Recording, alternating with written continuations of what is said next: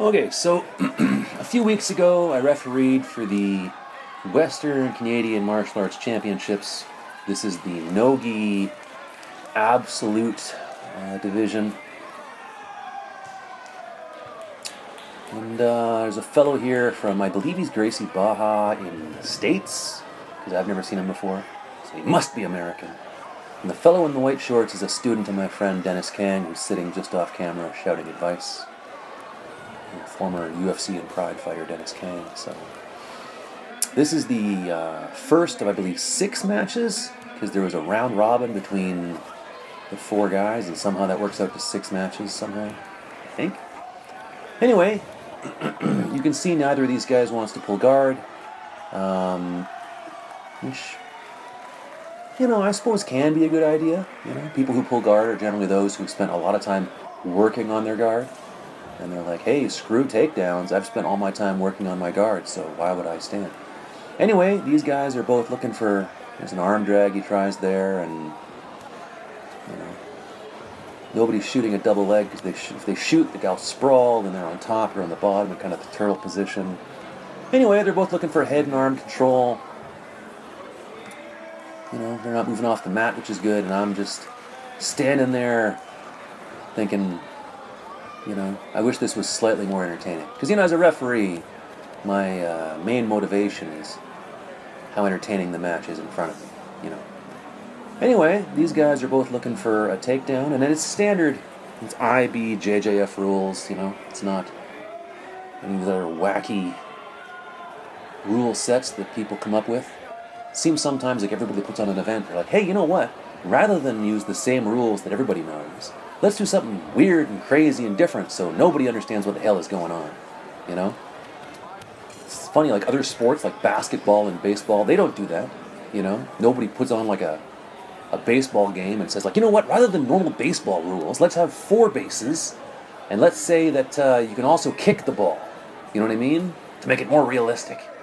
Nobody does that. Or for basketball, you know what, let's change the rules so we can, you can slam dunks are worth 10, Anyway.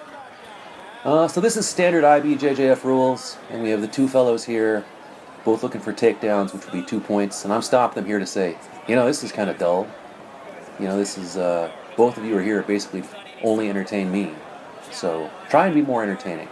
That's what I'm telling them. Actually, that's not what I'm telling them. I'm telling them that, that I'm not going to penalize anybody, but if they want to pull guard, that's totally okay. You don't have to, but if you want to, that's fine. And as I recall, neither of them elect to pull guard, which, if they've worked exclusively on takedowns, then, work on, dance with the girl you brought to the barn, or whatever they want to call it. You know what I mean? Oh, there you go. Look at that. That's pretty good. Arm drag into a single leg. It makes the guy flip and, almost takes him down. It's not quite a takedown yet because the guy's not on his back, and if the guy's on all 4s, you have to be behind him, and he hasn't done either of those things yet. The dude in the white shorts is not on his back. This is going to be the 2 here. There's my 2. There's the bunny ears, right? To get the 2, you got to either put the dude in his back or put him on his elbows and knees and be behind his arms. If you just do a snap down and you're still in front of him while he's in the turtle position, that's not worth the 2. But that was a nice takedown, actually, by the Gracie Baja guy from the States. And now you can see Dennis's guy is trying to get back to his feet again, or at least make the best of the situation, which is, well, he's trying to make the best of the situation. There's no criticism of that. Anyway, he's using his half guard there. He's using a bit of a knee shield to prevent the Gracie Baja guy from passing. And once again, I'm, thinking, I wish this was slightly more entertaining. Because as a referee, I do it for the money and for, getting a good front row seat. Oh, and a kid runs by. That's nice. So that's always nice to see at a martial arts tournament when children are free to wander by on the mat, Just to mix it up. Maybe an owl will float down and try and bite me on the head next, For the random. Well, look, Dennis Kang's guy's upside down. Now he's turtled again. That's an advantage, because if you make a guy turtle out of his guard, that's effectively putting him on the defense. It's an almost pass. So the Gracie Baja guy gets an advantage against Dennis's guy for making him turtle. And now he's very likely going to get at least an advantage for this, if not. If he scores the back, it'll be the 4. If he doesn't, he'll get another advantage. And, Dennis, this guy's going to try and shake him off. I do this to children sometimes. I say, take my back, and then I bend over forwards and try and, shake them off. And they laugh, but, I'm not going to let a kid take my back. Imagine what that would do to my street cred. Anyway, the guy's still looking for his back here, looking for the 4. Yeah, match is over. I guess I could award him the 4 there for, I could have awarded him the advantage there. Do I award him the advantage? I might. Oh, no, I just give him the win. Sometimes I award, Anyway, on to the second match. Here's a guy from Franco Pancration, the larger fellow in the shirt there with the hammer on it. Trains under Chris Franco. And the other guy's from the local 10th Planet Jiu-Jitsu gym. Bit of a weight discrepancy here. Maybe also an age discrepancy, but, it's the absolute open weight, so it is what it is. Anyway, neither of them want to pull guard, it looks like. Both of them are looking for takedowns. Dude's going for a headlock, or a front head and arm, rather, I guess that's not really a headlock, it's whatever. But, I don't know if you can hear the fire truck going by. Anyway, when you're fighting a bigger guy, then you get the guy gets the takedown, he gets his 2. When you're fighting a guy who has a sizable weight advantage, if you stay standing with them, it might be saying, you might be sort of awarding them the 2, for the takedown. Because if it's a bigger guy or a smaller guy, maybe the bigger guy will take down the smaller guy, But then again, if you pull guard, you're allowing the big guy to be on top of you. You know what I mean? So, what do you do against a really, really big guy, I like to think that with a really big guy, you can shoot a single and then scoot around and be behind him, Or if you want to be Mikey Musametti, you just pull guard and use your weird Spider-Man powers to not get, absolutely crushed. Whatever. Anyway, the larger fellow from Franco Pancration, he's on top. And also, when you're fighting a guy from a mixed martial arts club or a pancration club or whatever, they're not going to pull guard. They've been working on the mixed martial arts side of things. So if they're from, a mixed martial arts club or a pancration club or catch wrestling or something or whatever, they're not going to pull guard, Oh, there he did it. Just smothered him or something. So anyway, here we are. Oh, the fellow with the one elbow is bleeding on the mat, So the larger fellow wins, no surprise. The larger, younger fellow wins. Oh, here we are, moving on to match number 3. So now it's the larger, younger fellow. I don't know if he's younger than the Gracie Baja guy. Against the Gracie Baja guy. And here I'm explaining to them once again that, we're doing advanced no-gi IBJJF rules, so you can heel hook a guy, but you can't slam him. No neck crank. It's not ADCC. You got to stay on the mat. It's funny, one of those things that if you watch the Abu Dhabi North American qualifiers, they don't seem to care if you're on the mat or not. You can chase a guy out onto the highway and you still get your 2 for the double leg. The whole surface of the earth seems to be the competition field. Anyway, these guys are looking for their takedowns or whatever. You can bet the guy from the Pancration Club is not going to pull guard, because that is not a good idea in MMA, as demonstrated by everyone. I can't think of anyone in mixed martial arts ever that has pulled guard, and I guess Hoist Gracie did it to Kimo way back in the day, but did he? I don't think he did, actually. Anyway, whatever. You can bet guys from MMA clubs and Pancration clubs are not going to pull guard, And I think the guy from Gracie Baja does that same arm drag to single that he did in the earlier match. I think, but I'm not totally sure. There he's trying it there. And there I am, standing there, staring at them, And, oh, the bigger guy's looking for a takedown, no surprise there, Yep.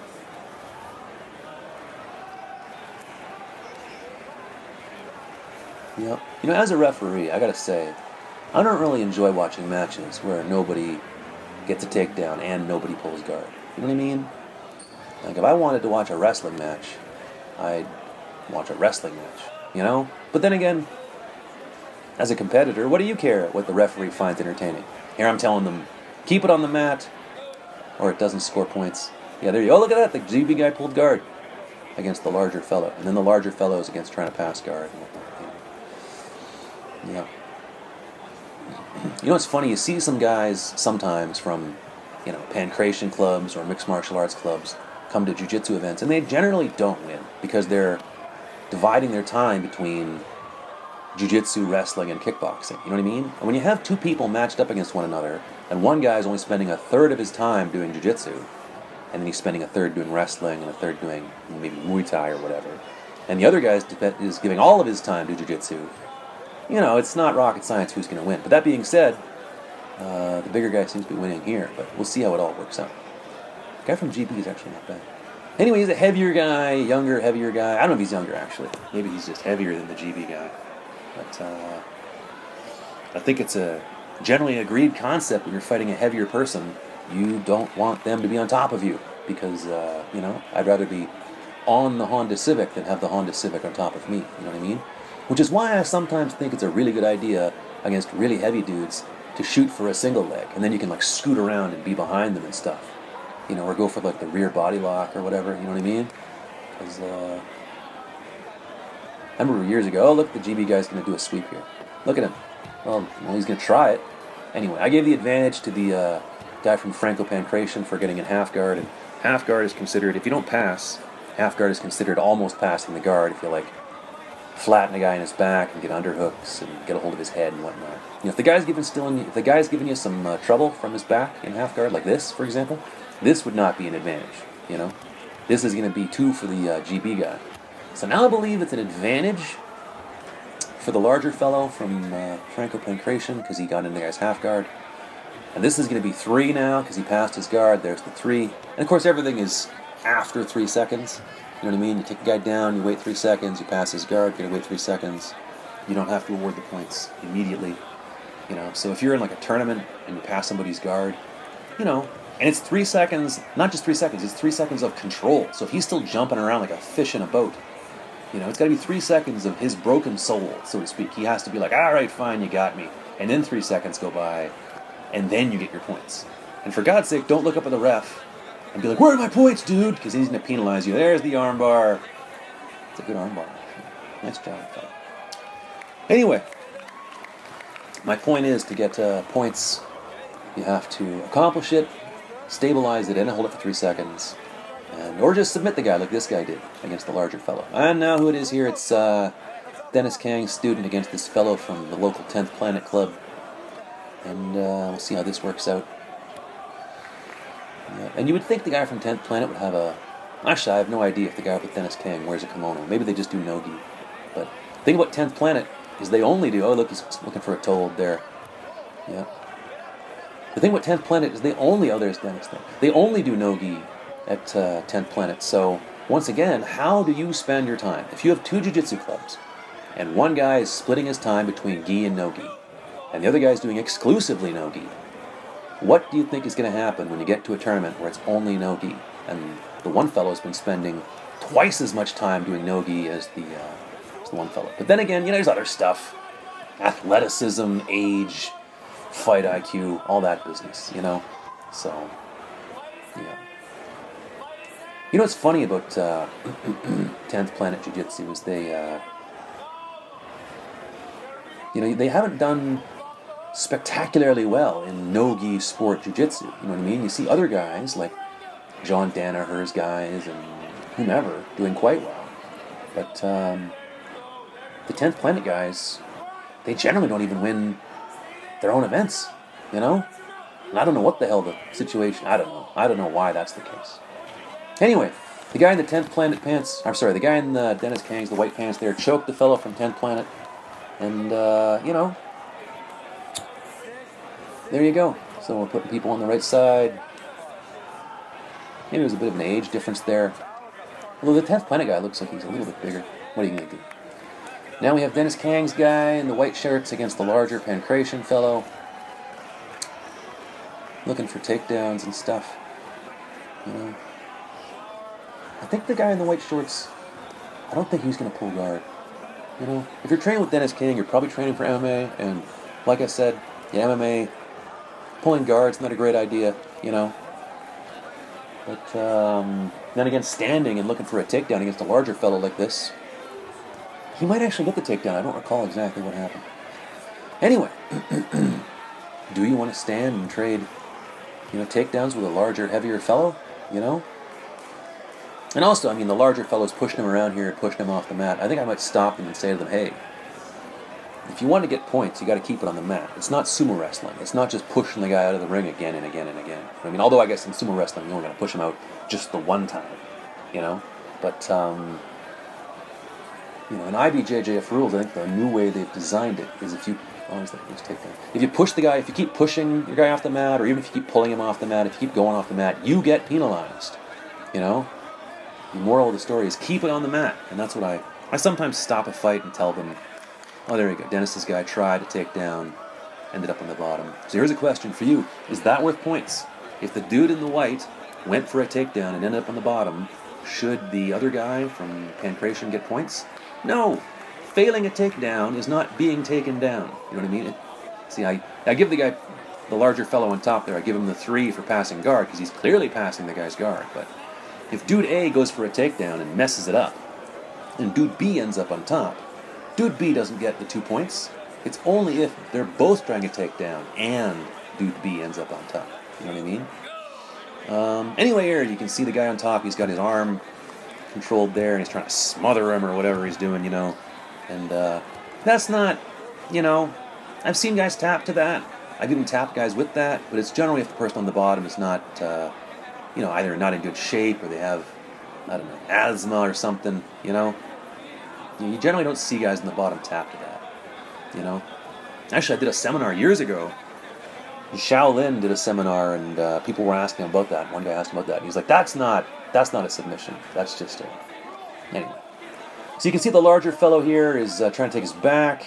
The guy escapes. Now they're on their knees. He ends up on top. And I can give him, I give him some points here. I don't know why the hell I gave him 2. It's not a sweep. It's an escape from it's an escape from the back. He ends up on top. That wasn't a sweep. That wasn't a takedown. I don't know why the hell I gave him 2. You know, but that's what happens when you're a referee. You know, you're staring at stuff, and you know, sometimes you mess up. Anyway, here, whatever. And Dennis at this point, I remember Dennis is yelling at him to not mount him. He's telling him to go into his half guard. I gave him an advantage there for almost putting knee on belly, because knee on belly has to have your knee on his belly and your other foot is on the mat, but your other knee is not on the mat. You know what I mean? Your knee's on his belly, your other foot's on the mat, like, you know, one of those, what are they called? Catamarans, you know? Anyway, I don't know. Now I'm giving him the 3 for passing guard, I think. You know? Anyway, the fellow in the white shorts is clearly winning. The larger fellow has had his guard passed. He's on the bottom. He's clearly losing. And it looks like Dennis's guy is looking for his back. Yeah, there you go. See, that's going to be 4. Do I award him the 4? Yeah, there's the 4. Oh, you can't see it, but I'm awarding him a 4. So, you know. So sometimes I screw up awarding points, but it's pretty rare that as a result of that, the wrong person wins. You know what I mean? And even if it's the wrong, who cares? It's, you know, I don't know if you know it, but when you win in these little local tournaments, the gold medal you get isn't real gold. You know what I mean? So it's not like you can take it down to a smelter and walk away with, you know, 10, 20 grand, whatever. Sometimes you get people flipping out about who won and lost these matches at these tiny little tournaments that, like, in the grand scheme of things, don't matter at all. You know, but I guess it's, you know, people get all hot and bothered, and it's all about who's the alpha male and stuff. I guess, maybe, I don't know. I'd be annoyed too if the referee gave the points to the wrong guy. Anyway, we're all doing our best, aren't we? And, you know, I'm watching the match. I've given the guy the 4. I don't know what the points are right now. I think the guy with the white shorts might have 9? 4 for the back, 2 for that not takedown, 3 for the guard pass. You know? I think he has 9, but he really should have 7, I think. I think he submits him.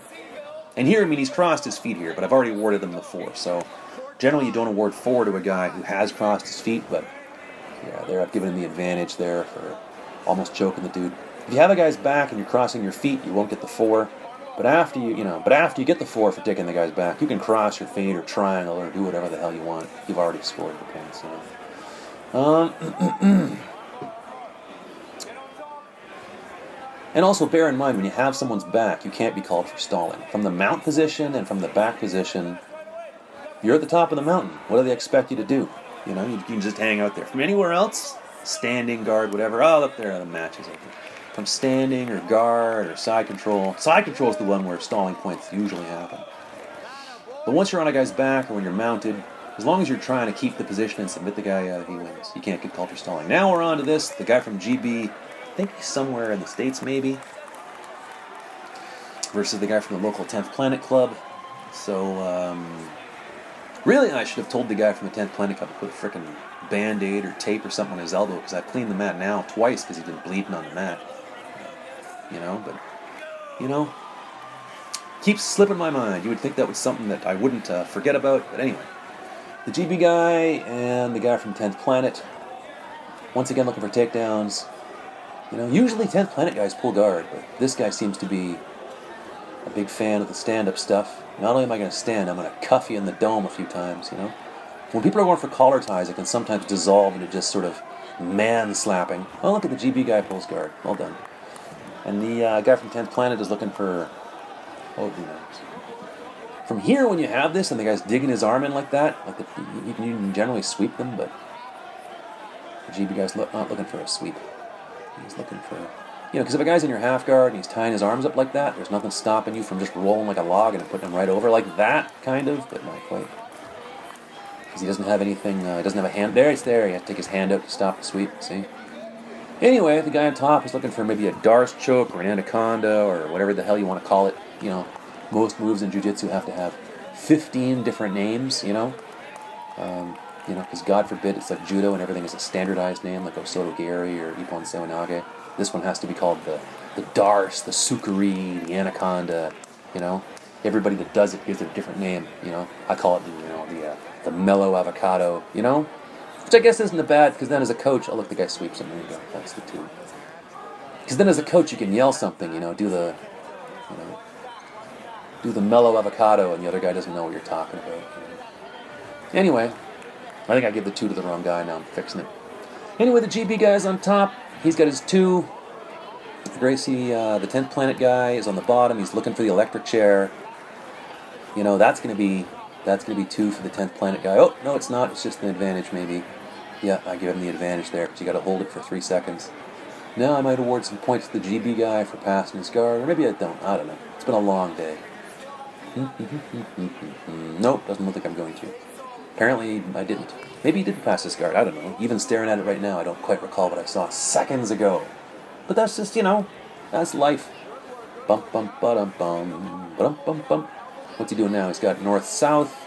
He's looking to isolate that arm. No mystery what he's looking for here. Oh, stay there. Now I'm going to do to you yeah, see? So the GB guy catches him in the Darce, or the Anaconda, or the Sukuri, or the, reverse Kesugatame, or whatever the hell you want to call it. Because God forbid 2 people call it the same thing. Like jiu-jitsu rule sets, you can't ever have a submission be known as one name.